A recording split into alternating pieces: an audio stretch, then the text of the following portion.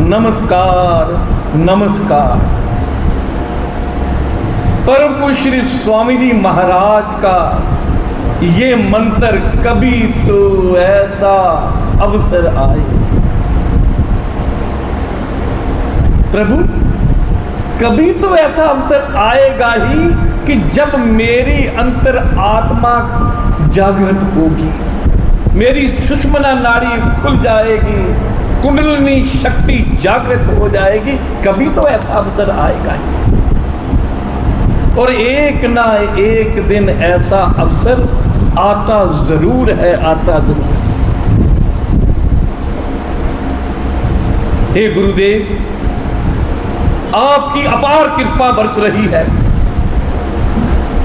आज संक्रांति है।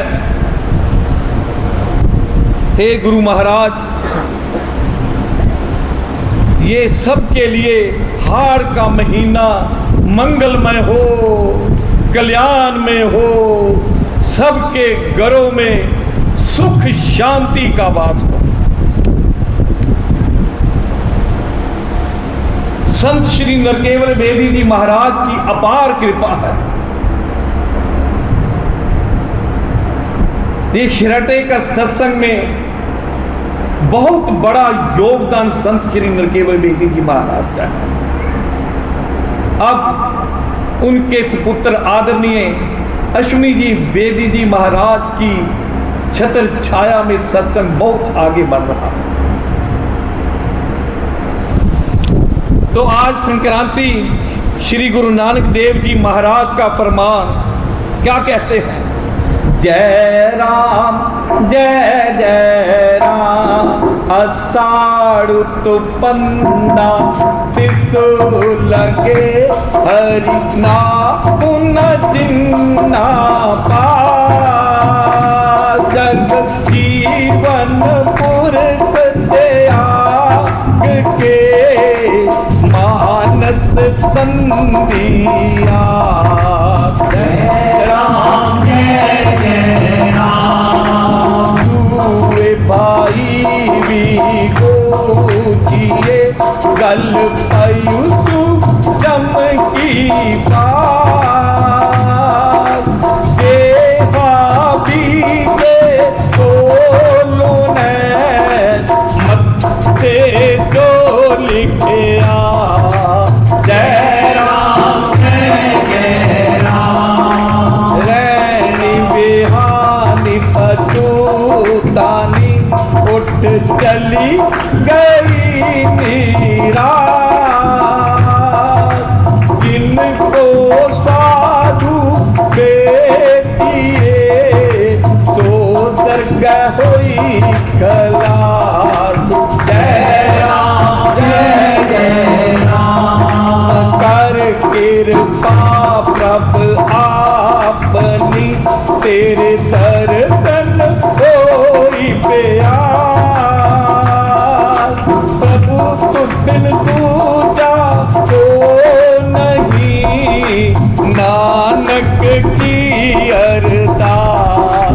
जय राम जय जय राम, अषाढ़ सोहंदा तिसु लगे, जिस मन हरि चरण निवास, प्रभु तुझ बिन दूजा को नहीं, नानक की अरदास। जय राम जय जय राम, जय राम जय राम, जय राम जय जय राम, जय राम जय राम, जय राम जय राम, जय राम जय राम, जय राम जय जय राम, जय राम जय जय राम।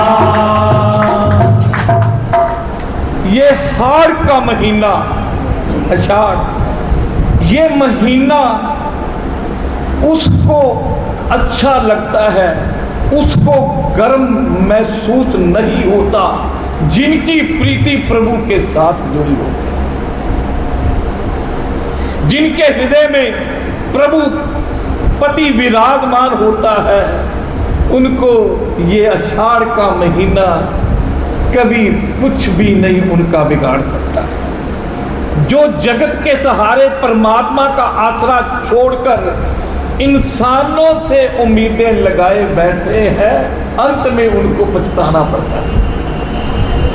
उस परमेश्वर का सहारा छोड़कर, अरे जो सबको देता है तो उसका सहारा छोड़ रहा है, और इंसानों को उनको अपना आसरा बना रहा है।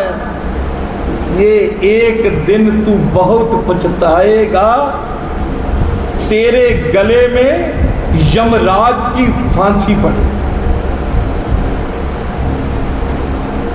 कुदरत का ये नियम है, कुछ ऐसा ही है, जैसा बीजे सो लूटे। ये गुरबानी में कहा है कि कुदरत का नियम कुछ ऐसा ही है कि मनुष्य जैसा फल बीजता है वैसा ही काटता है। तब स्वामी जी महाराज ने क्या कहा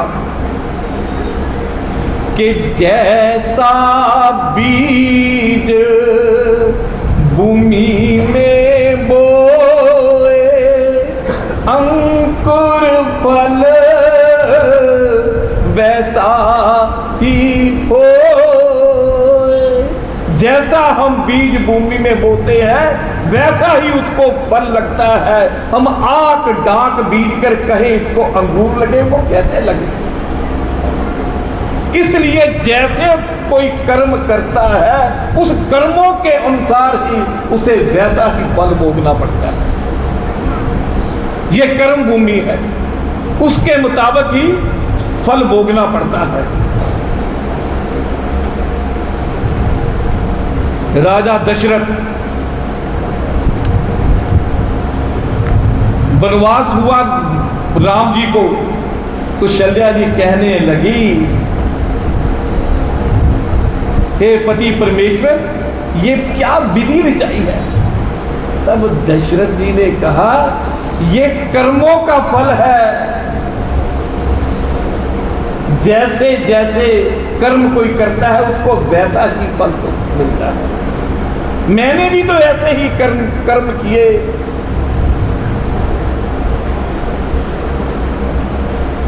मैंने अंधे माँ बाप के बेटे को, जो उनका एक ही सहारा था,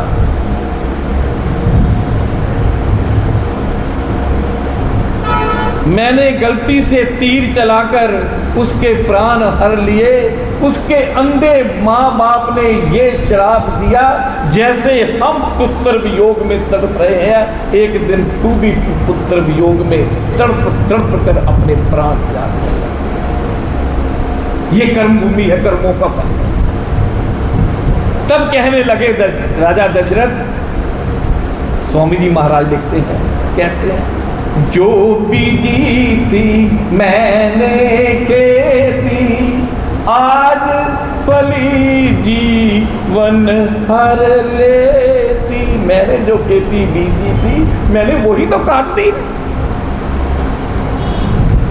आज मेरे ये प्राण खा रहे हैं। इसलिए कहते हैं कि उस परमेश्वर को अपने अंग संग विराजमान कर रखो, कि परमेश्वर हमारे अंग संग है, हमारी हर करतूत को देख रहा है कि हम क्या कर रहे हैं। हम समझते हैं कि हमें कोई देख नहीं रहा है, अरे वो सब कुछ देख रहा है। उसकी अदालत से कोई बच नहीं सका, ना ही कोई बच सकता है। दुनियावी अदालतों से बच जाओगे लेकिन उसकी अदालत से नहीं बचोगे। वो याद रखो, एक ना एक दिन तो वो तुझे भुगतना ही पड़ेगा। अंत समय तुझे पछताना पड़ेगा। स्वामी जी महाराज के एक परम शिष्य, शायद रामानंद जी उनका नाम था, तो उन्होंने क्या किया, स्वामी जी महाराज की इजाजत के बिना सत्संग लगाने आरंभ कर दिए अलग से। किसी ने स्वामी जी महाराज को कहा कि वो तो ऐसा कर रहे हैं। स्वामी जी महाराज मुस्कुरा दिए। उसका अंत समय आया। जब अंत समय आया, शरीर तो वहीं रह जाना, आत्मा ने आगे जाना। आत्मा जब आगे गई, एक दरवाजा पार किया, दूसरे दरवाजे पर सफेद वस्त्रधारी ऊंचे, वहां पर कोई खड़े थे यमराज। कहने लगे आप आगे नहीं जा सकते। वो कहने लगा क्यों? ठीक है आपने बहुत जाप किया, सत्संग किए, लेकिन आप अपने गुरु से बेमुख हुए हो, आप नहीं आगे जा सकते। कभी जिंदगी में गुरु से बेमुख नहीं होगा, आप नहीं आगे जा सकते। अगर गुरु तुझे क्षमा कर दे तभी तू जा सकता है आगे, नहीं तो नहीं जा सकता। स्वामी जी महाराज ध्यान में बैठे थे तो उसकी आत्मा तड़पती तड़पती स्वामी जी महाराज के चरणों में आकर गिर गई। तो स्वामी जी महाराज ने नाम लेकर कहा, प्यारे क्या हुआ? सारी बात बताई। गुरु महाराज मुझे क्षमा कर दो, मैंने आपकी इजाजत के बिना ये सत्संग लगाने शुरू कर दिए, मुझे माफ कर दो। स्वामी जी महाराज, संत तो बहुत जल्दी ही पसीज जाते हैं। संतों का हृदय बहुत कोमल होता है, वो दिल से कभी किसी को गुस्सा नहीं करते, उनके गुस्से में भी प्यार छुपा होता है। आशीर्वाद दिया, जाओ, जाकर 3 बार राम राम राम कहना।